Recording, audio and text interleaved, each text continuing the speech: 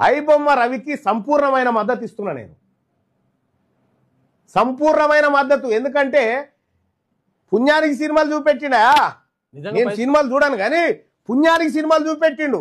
నిజంగా పైసలు సంపాదించాలనుకుంటే వేల సజ్జనార్ గారు ఇప్పుడు ఆ ఏసకాలను పక్కపండి కూర్చుని పెట్టుకొని ప్రెస్ మీట్ పెట్టినావు కదా, ఇంటి దోపిడి బాధితులు లేకపోతే అత్యాచారానికి గురైన బాధితులను అట్లా కూర్చుని పెట్టానట అన్న ప్రెస్ మీట్ పెట్టినావా నీ ముఖానికి? ఎందుక పెద్ద పెద్ద డైలాగులు, నువ్వేదో హీరో అన్నట్టుగా?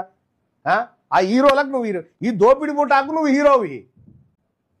చేయాల్సి వస్తే ఫస్ట్ మీ కాడికేం చేసుకురావాలి కదా, ఏదన్నా చర్యలు తీసుకోవాల్సి వస్తే.